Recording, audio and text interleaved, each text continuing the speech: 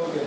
So today's topic is what? What is democracy and why democracy? Okay. So this is the today's chapter or today's topic. What is democracy and why democracy? So first of all, before starting the chapter, there are few points which I want to discuss with you. That what is democracy? First question is what is democracy? Then the second question is what are its features? What are the features of democracy? First we will know what is democracy. Then second we will know what are its features. Okay? And then this one by one, step by step, we will see that why democracy is most prevalent form of government in the world today and is expanding to more countries. Getting everyone? For example, it is saying that why first thing, what is democracy? What are the features of democracy? And secondly, why the democracy is expanding to those countries also where the democracy was not there. For example, UAE is there, United Arab Emirates, the Emirates. So there is democracy or not? No democracy is there. Why? Because the ruler, the king rules there. Okay, the government runs according to that ruler, king. Getting everyone? Where? In UAE. Okay, but in India, for example, if you take the example of India, so who runs the country? Prime Minister, Mr. Narendra Modi. Okay, who is he? He is the king. He is not a king. Yes, he is our Prime Minister, and our Prime Minister is directly elected by people. Very good. Now let me tell you something about this. Okay, let's discuss about it. Democracy. Let's discuss first thing about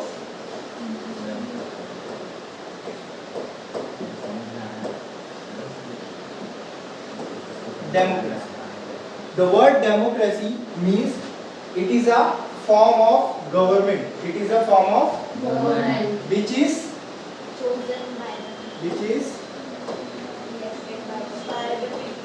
by the people. Second thing, for the people. And third one is of the people.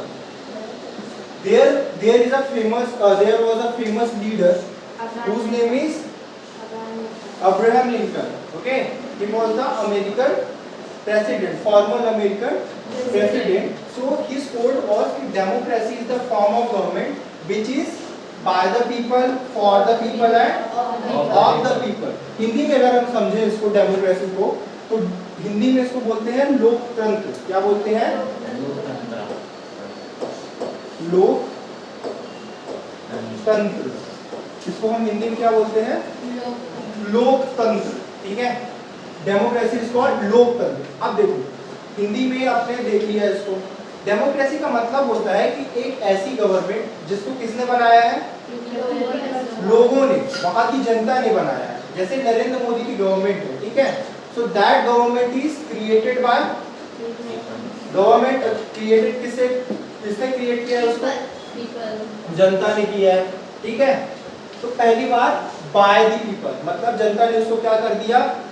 Choose कर दिया, create कर दिया. Second thing is for the people. किसके लिए है ये? जनता के लिए है. अच्छा, नरेंद्र मोदी ने, मतलब जनता ने नरेंद्र मोदी को क्या बना दिया? Prime minister. ठीक है, अब प्राइम मिनिस्टर बनाने के बाद काम किसके लिए नरेंद्र मोदी करेंगे? फॉर दी पीपल, क्योंकि लोगों ने बनाया है, लोगों के लिए ही है और लोगों से ही है. ठीक है, so that is the whole sole meaning of the democracy. I hope ये चीज समझ में आ गई होगी सबको. आ गई? चलो अब एक चीज काम करते हैं, एक बहुत इंपॉर्टेंट चीज समझते हैं जो कि बहुत बेसिक है बट बहुत इंपॉर्टेंट है. ठीक है, एग्जाम तो छोड़ो, आपको general as a citizen of India आपको कई चीजें पता होनी चाहिए, जिनमें से ये है. आपको पता है आपकी सरकार है, गवर्नमेंट है. अब गवर्नमेंट में 3 ऑर्गन्स होते हैं. उन तीनों ऑर्गन्स को देखेंगे. फिर उन तीनों ऑर्गन्स में क्या इंपॉर्टेंट है, क्यों इंपॉर्टेंट है, उसको देखेंगे, ठीक है। So let's discuss about that particular. चलो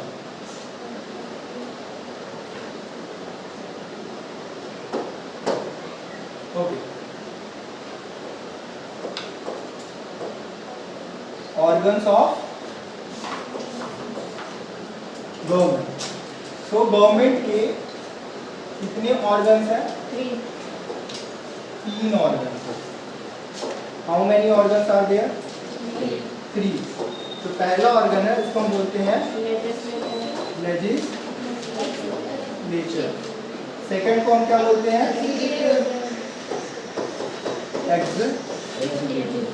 एग्जीक्यूटिव, ठीक है। और थर्ड क्या है?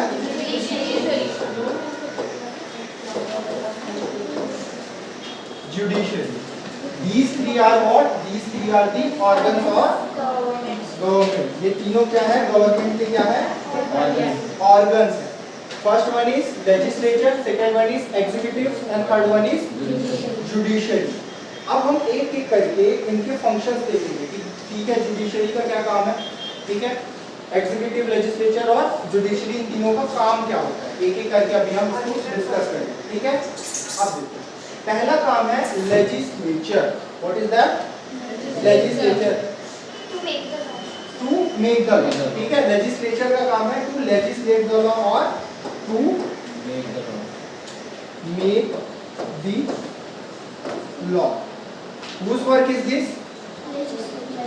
This is the work of legislature। एक कोई बॉडी है जिसका काम क्या है? कानून को बनाना। इसका क्या काम है? कानून को बनाना। सो लेजिस्लेचर क्या करता है? कानून बनाता है। तो इंडिया में जो कानून बनाने का काम है या लेजिस्लेचर का, जो इंडिया का लेजिस्लेचर है वो क्या है? उसको हम बोलते हैं क्या? That we call it as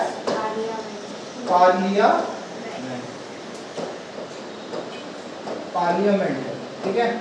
parliament India का क्या है? लेजिस्लेचर। पार्लियामेंट का क्या काम है? यहाँ पे कानून बनाना, ठीक है। कानून बन गया, पार्लियामेंट ने कानून को बना दिया। फॉर एग्जांपल एक कोई कानून ले लेते हैं, जैसे मान लो हमने ले लिया कि 18 ईयर्स ओल्ड कोई भी अगर होगा तो उसको हम क्या दे देंगे? वोटिंग राइट्स दे देंगे, ठीक है। यूनिवर्सल एडल्ट फ्रेंचाइज, मतलब 18 साल के ऊपर कोई भी होता है उसको हम क्या दे देंगे? वोटिंग राइट्स दे देंगे, ठीक है। कि अब वो क्या कर सकता है? वोट डाल सकता है। तो ये कानून कहाँ पे बना? पार्लियामेंट में बन गया, ठीक है। डोंट वरी, मैं पार्लियामेंट को अच्छे से समझाऊंगा। Parliament is a very important topic, इसको हम बहुत अच्छे से समझेंगे। तो यहाँ पे पार्लियामेंट ने क्या बना दिया? लॉ बना दिया। अब इस लॉ को ऐसे ही बना के छोड़ देंगे क्या? इसको इम्प्लीमेंट भी तो करवाने की कोई बॉडी होनी चाहिए। तो एग्जीक्यूटिव का क्या काम है? Implement the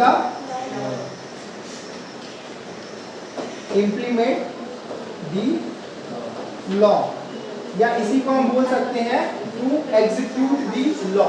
implement the law और एग्जीक्यूट द लॉ, ये दोनों ही चीजें हम बोल सकते हैं किसको? एग्जीक्यूटिव।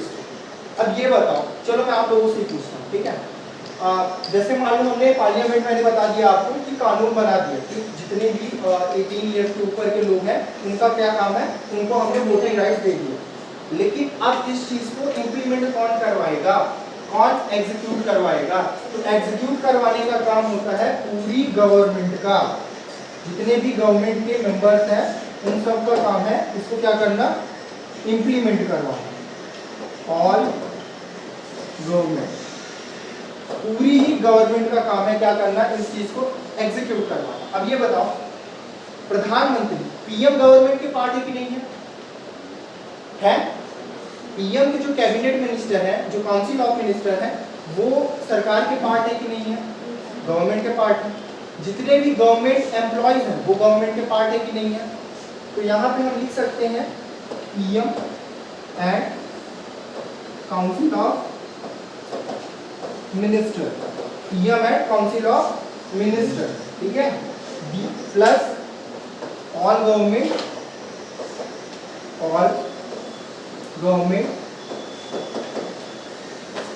एम्प्लॉयज, ठीक है, ऑल गवर्नमेंट एम्प्लॉयज। तो इनका काम क्या है? इनका क्या काम है? इनका काम है इस जो कानून यहाँ पे बनाया गया है पार्लियामेंट में, तो उसको यहाँ पे क्या करना, इम्प्लीमेंट करना। क्या समझ में आ रहा है इतना? आ गया सबको? ठीक है। लास्ट में आता है जुडिशरी की बात, ठीक है। जुडिशरी का क्या काम है, ठीक है। Yes sir. Yes, to judge the work of executives, not only executives, to judge the working of legislature as well as executives. Judiciary का काम है ये जो legislature है और executives है, ये constitution के हिसाब से काम कर रहे हैं कि नहीं। कोई ऐसा तो नहीं कि कुछ illegal काम कर रहे हो, ऐसा तो नहीं कि unconstitutional काम कर रहे हो, तो ये देखने का काम कौन करेगा? Judiciary। क्या करेगा ये? जज करेगा। किसको किसको जज करेगा? लेजिस्लेचर को और एग्जीक्यूटिव्स को। इतनी बात समझ में आ गई सबको? चलो एक और एग्जांपल देता हूँ, अच्छा सा एग्जांपल देता हूँ आपको, आप देखना, ठीक है। चलो लेट्स सपोज सरकार ने एक रूल बनाया, नरेंद्र मोदी ऐसे बैठे थे और नरेंद्र मोदी ने एक रूल बनाया। नरेंद्र मोदी आप लोगों को पता होगा वो डिजिटल इंडिया को क्या कर रहे हैं, प्रमोट कर रहे हैं। तो नरेंद्र मोदी जी ने डिसाइड किया कि जैसे ही कोई 12th क्लास पास होगा, ठीक है, पार्लियामेंट में, एग्जांपल दे रहा हूँ, जैसे ही कोई 12th क्लास पास होता है तो पार्लियामेंट में एक रूल बना दिया नरेंद्र मोदी जी ने कि उसको क्या मिलेगा, उसको मिलेगा आईफोन मिलेगा। कौन सा वाला चाहिए? 14, ठीक है। चलो 14 प्रो दिलवा देते हैं। प्रो तक चलेगा, ठीक है। आईफोन 14 मिलेगा जैसे ही कोई 12th क्लास पास होता है बच्चा, उसको क्या मिलेगा? आईफोन मिलेगा, ठीक है, 14 वाला। पार्लियामेंट में क्या हो गया? लेजिस्लेट हो गया, मतलब कानून वहाँ पे क्या हो गया? बन गया। आगे बढ़ते हैं। अब इसको देने का काम कौन करेगा? एग्जीक्यूटिव्स करेगी, मतलब गवर्नमेंट, जितने भी गवर्नमेंट एम्प्लॉइज हैं, ठीक है, पीएम सीएम जितने भी आते हैं सारे गवर्नमेंट के एम्प्लॉइज हैं, कलेक्टर हो गया, आपके जितने भी गवर्नमेंट एम्प्लॉइज आप देखते हो वो क्या करेंगे? डिस्ट्रीब्यूट करेंगे। एक मोदी तो आएंगे नहीं, एक एक के घर पे आएंगे और बोलेंगे कि ये लो आईफोन ले लो, ऐसा होता है क्या? तो इसको करवाने का काम कौन करेगा? एग्जीक्यूट करने का काम दीस एग्जीक्यूटिव्स विल डू, ठीक है। और लास्ट में आ जाता है जुडिशरी। तो जुडिशरी देखेगी कि जो लॉ बनाया गया था उसके हिसाब से सरकार काम कर रही है कि नहीं, और ऐसा लॉ तो नहीं बना दिया गया कि जो कॉन्स्टिट्यूशन के ही क्या हो, खिलाफ हो। इतनी बात समझ में आ गई सबको? यहाँ तक समझ में आ गया? अब पार्लियामेंट में चले, जो ये फर्स्ट थिंग है जो लेजिस्लेचर है, अब हम क्या देखेंगे? पार्लियामेंट के बारे में हम देखेंगे। रेडी हो? इतनी बात यहाँ तक अगर किसी को नहीं समझ में आया तो बता सकते हो आप? एनीवन? आगे समझ में अच्छे से आगे? चलो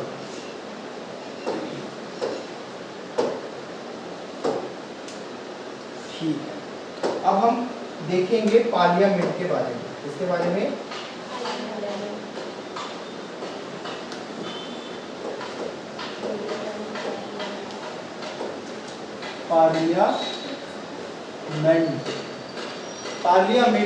पार्लियामेंट क्या है इंडिया का?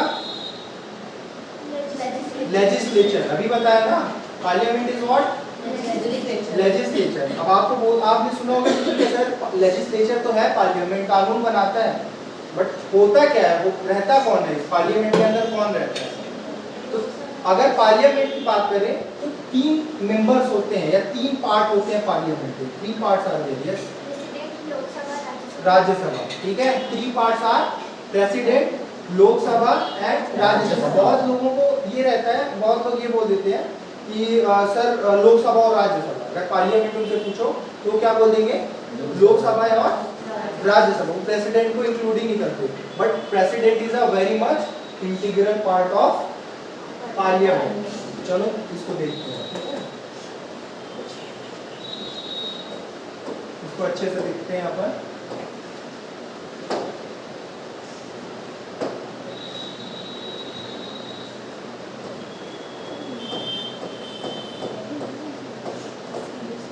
First one is president, second one is Lok Sabha, second one is and third one is राज्य सभा। समझ में आ गया? पार्लियामेंट है प्रेसिडेंट, लोकसभा है राज्यसभा। प्रेसिडेंट को हम बोलते हैं नॉमिनल हेड। क्या बोलते हैं? Nominal head.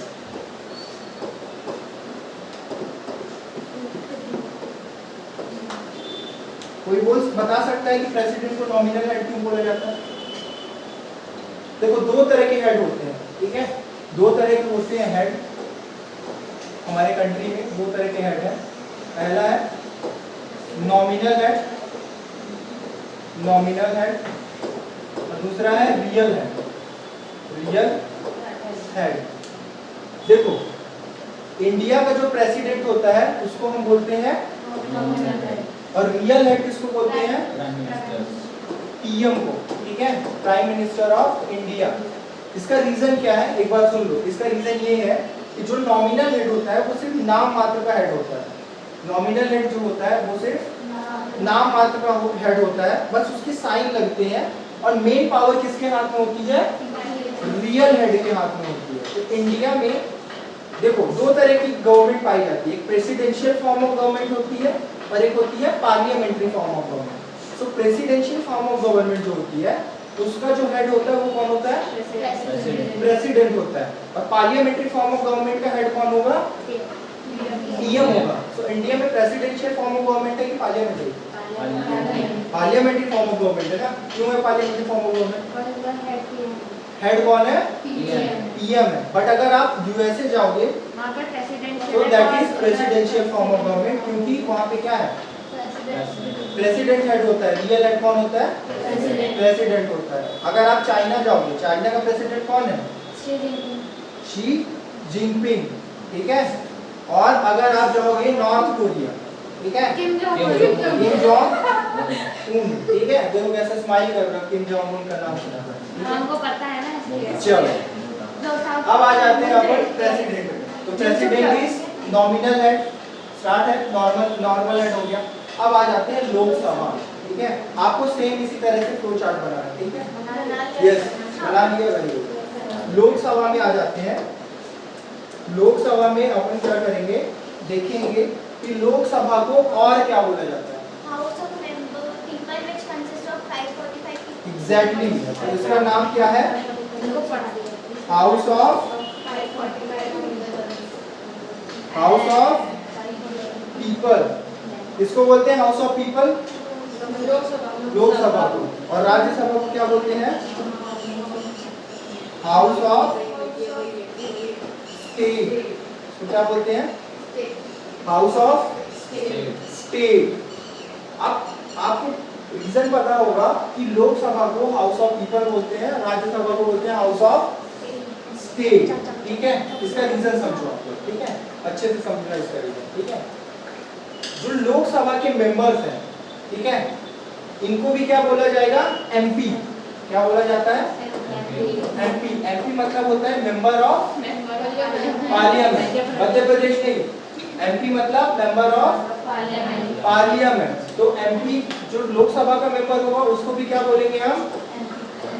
राज्यसभा का मेंबर होगा उसको भी क्या बोलेंगे? एमपी। लेकिन डिफरेंस क्या है दोनों में कि जो लोकसभा का मेंबर होगा वो डायरेक्टली कौन चुनता है, कौन इलेक्ट करता है? जनता, जो पीपल है, जो सिटीजन है, वो डायरेक्ट इलेक्ट करती है किसको? लोकसभा के एमपी को।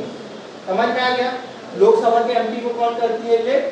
डायरेक्टली जनता करती है। इसीलिए इसको क्या बोला जाता है? House of people. बट जो राज्यसभा का एमपी होता है उसको डायरेक्टली जनता वोट नहीं करती है, वो इनडायरेक्टली क्या होता है? इलेक्टेड होता है। क्या होता है? इनडायरेक्टली क्या होता है? इलेक्टेड होता है। अब मैं जब राज्यसभा पढ़ाऊंगा अभी थोड़ी देर बाद, फिर मैं आपको बताऊंगा कि कैसे राज्यसभा का इलेक्शन होता है। अभी बस इतना याद रखो कि इसका जो इलेक्शन होता है वो इनडायरेक्ट होता है। डायरेक्ट जनता वोट नहीं करती राज्यसभा के मेंबर्स को, बट लोकसभा के मेंबर्स को डायरेक्ट वोट कौन करता है? जनता करती है, ठीक है? पीपल करते हैं, ठीक है? जनता करते हैं। चलो स्ट्रेंथ देख लेते हैं। तो जो लोकसभा की स्ट्रेंथ है वो कितनी है? 545। This is the strength of Lok Sabha. और राज्यसभा की स्ट्रेंथ कितनी है? 545। अब यहाँ पे एक ट्विस्ट है, क्या है? चलो ट्विस्ट देखते हैं क्या है। 545 मेंबर्स है, ये पूरे मेंबर्स जो है, ये पूरे मेंबर्स को इलेक्ट कौन करता है? जनता करती है। राज्यसभा में क्या है, जो 245 मेंबर्स हैं, इनमें से जो 233 हैं उनको इनडायरेक्टली क्या किया जाता है? इलेक्ट किया जाता है। इनडायरेक्ट क्या किया जाता है? इलेक्ट किया जाता है। और जो 12 मेंबर्स होते हैं उनको क्या किया जाता है? नॉमिनेट किया जाता है। नॉमिनेट किया जाता है। नॉमिनेट कौन करेगा? President of India. ठीक है, president of India nominate these 12 members. ठीक है, ये 12 मेंबर्स को क्या किया जाता है? Nominated by president. ठीक है, और ये क्या है? Indirectly elected. इनको इनडायरेक्ट क्या किया जाता है? इलेक्ट किया जाता है। इतनी बात समझ में आ गई क्या? सबको आ गई? चलो अब आगे बढ़ते हैं। लोकसभा, राज्यसभा। अब अपन देखेंगे थोड़ा सा और डीप में देखते हैं लोकसभा और राज्यसभा। इतने में किसी को प्रॉब्लम है तो बताओ। Anyone having any doubt? Any doubt? चलो ठीक है, एक बार फिर से एक्सप्लेन कर देता हूँ शॉर्ट में। देखो, पार्लियामेंट में तीन ऑर्गन्स हो गए, जैसे प्रेसिडेंट हो गया, लोकसभा हो गया और राज्यसभा हो गया। लोकसभा को हम बोलते हैं हाउस ऑफ पीपल। ठीक है, क्योंकि जो है डायरेक्ट जनता चुनती है। यहाँ के जो लोकसभा के एमपीज होते हैं डायरेक्ट जनता चुनती है। स्ट्रेंथ राइट नाउ कितनी है इसकी? 545 है। आ जाओ राज्यसभा में, इस पे भी मेंबर्स को हम एमपी ही बोलते हैं, बट इसको हाउस ऑफ स्टेट बोलते हैं क्योंकि जनता डायरेक्टली इनको चुनती नहीं है। ठीक है, तो ये हो गया 245 मेंबर्स हो गए, जिनमें से 233 को इनडायरेक्टली जनता इलेक्ट करती है, चुनती है, और जो 12 है वो नॉमिनेटेड मेंबर्स है। इनको कौन करता है नॉमिनेट? प्रेसिडेंट करता है।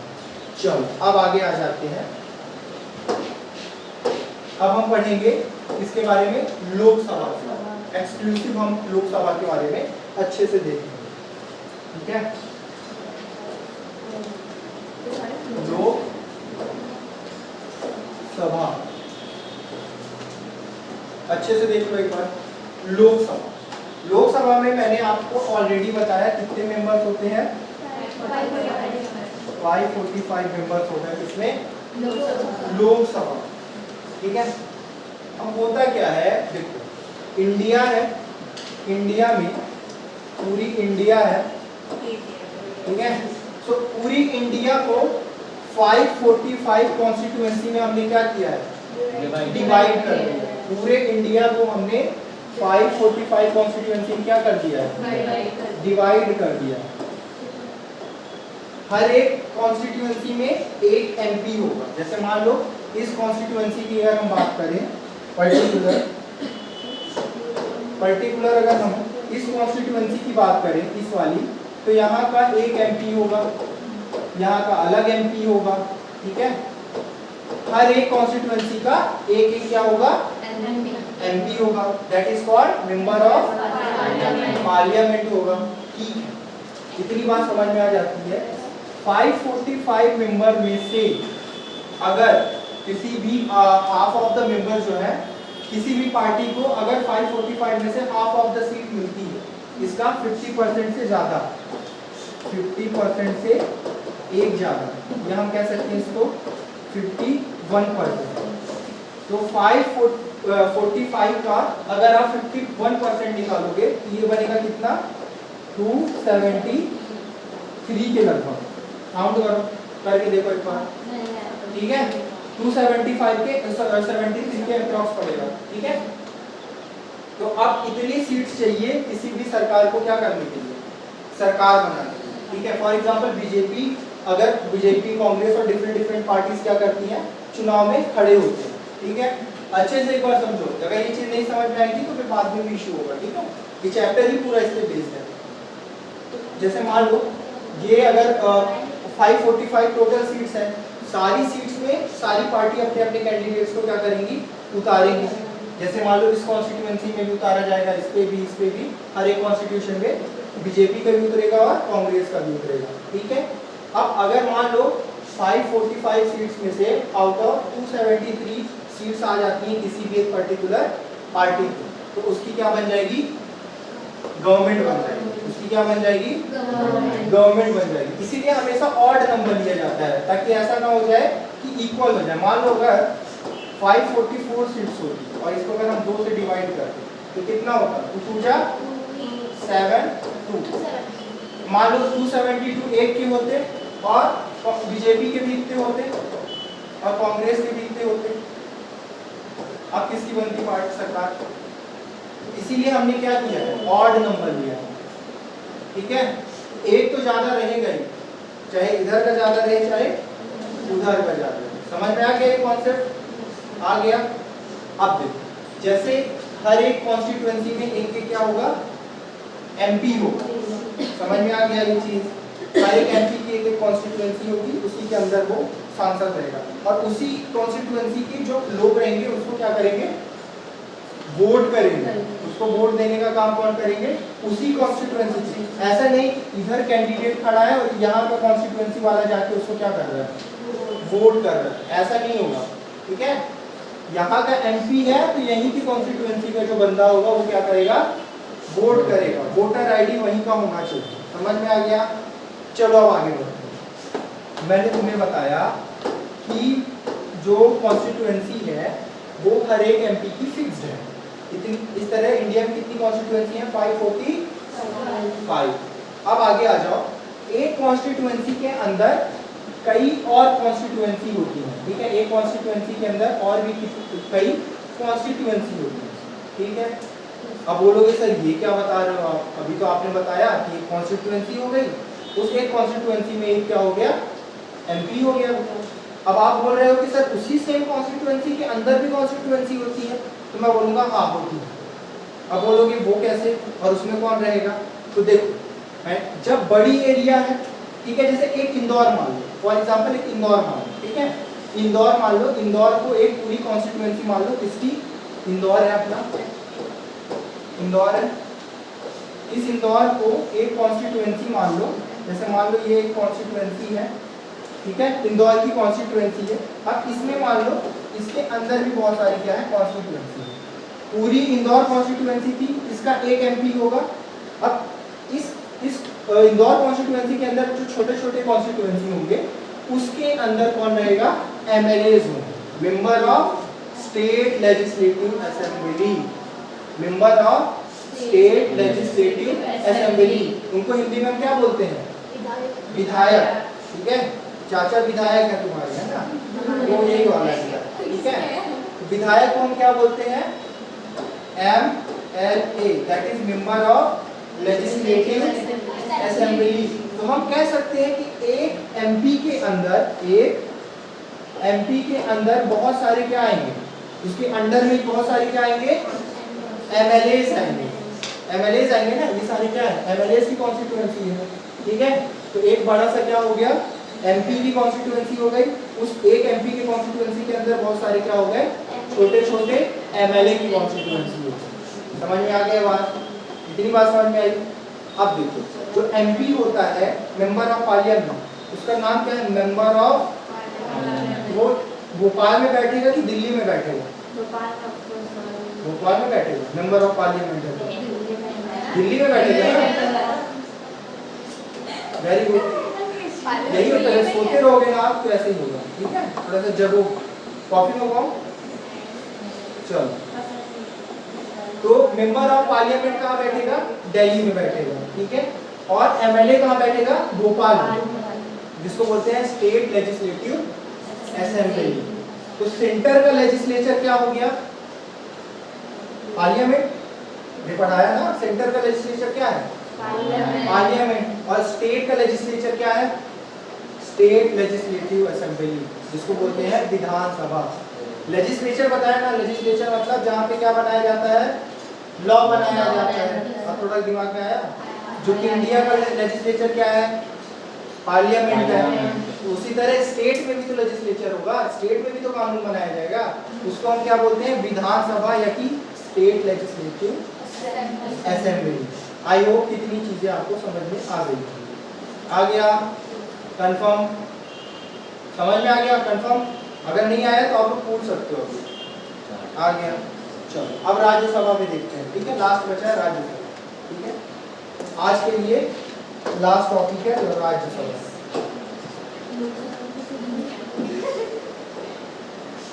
राज्यसभा,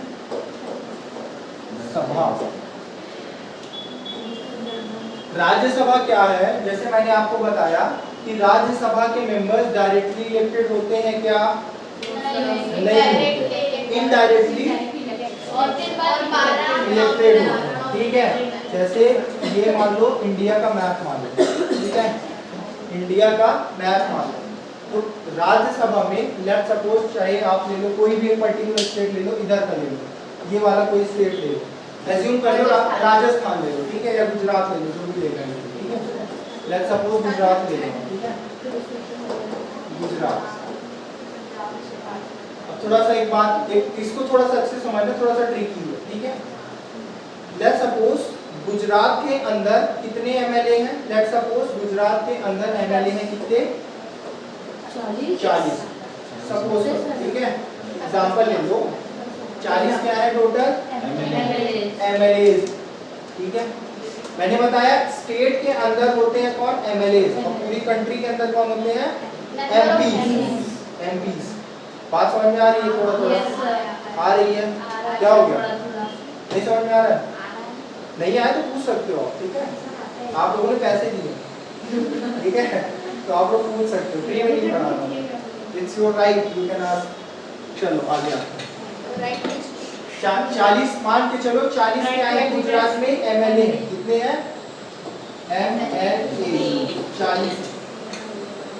अब जैसे ये 245 सीट्स है, 245 क्या है? सीट्स है। राज्यसभा कितनी सीट है? ज्यादा है? इतनी है ना, ठीक है। अब मान लो 245 राज्यसभा में सीट है, और राजस्थान को हर एक स्टेट को कुछ कुछ सीट्स दे दी जाती है, ठीक है। कुछ सीट्स मध्य प्रदेश को दे दो, 100 सीट, 30 सीट इसको दे दो, 40 सीट इसको दे दो, 15 इसको दे दो, 5 इसको दे दो, अकॉर्डिंग टू पॉपुलेशन। जिसमें ज्यादा पॉपुलेशन वहां पे राज्यसभा की सीट्स ज्यादा, इवन एमएलए भी ज्यादा, ठीक है। इवन जो लोकसभा के एमपीज हैं वो भी ज्यादा होंगे, क्योंकि पॉपुलेशन ज्यादा है, सब ज्यादा होंगे, ठीक है। अब देखो, तो हमने माना कि लोग गुजरात को सिर्फ 245 में से कितने दे दिए गए राज्यसभा की सीट? 4 दे दिए, 4। लेट्स सपोज 40 तो एमएलए है ना, गुजरात के अंदर के एमएलए हैं, और ये क्या हो गया? ये 4 हो गए एमपी। राज्यसभा में आउट ऑफ 245 ये 4 एमपीज हम कहां से लेंगे? राजस्थान से, ठीक है। ये 4 एमपीज हम कहां से लेंगे? राजस्थान से, ठीक है। लेकिन टोटल एमएलए कितने हैं? अरे गुजरात मान लो, ठीक है, आप समझ रहे, ठीक है। 40 टोटल क्या है? एमएलए। इन 40 में से 30 एमएलए हैं किसके? बीजेपी, और 10 एमएलए हैं कांग्रेस, ठीक है। 10 एमएलए किसके हैं? कांग्रेस के। अब कितने एमएलए सपोर्ट करें? जिस 4 टोटल सीट्स हैं, एमएलए हैं 40, मतलब अगर हम 40 को डिवाइड करें 4 से तो 10, मतलब अगर एक एमपी बनाना है, एक मेंबर ऑफ पार्लियामेंट बनाना है, तो कितने एक एमपी बनाना है, तो कितने इनका चाहिए एमएलए का? 10 एमएलए क्या करें? वोट करें, तब जाके एक एमपी बनेगा, तब जाके एक एमपी बनेगा। तो 30 एमएलए किसमें है? बीजेपी के कितने एमपीज बनेंगे? 10 एमएलए किसके हैं? कांग्रेस के। इससे कितने एमपीज बनेंगे? टोटल कितने हो गए? 4 हो गए। समझ में आ गया? राज्यसभा के मेंबर्स का इलेक्शन कैसे होता है? सबको समझ में आ गया? नहीं आया? इस रो को नहीं आया?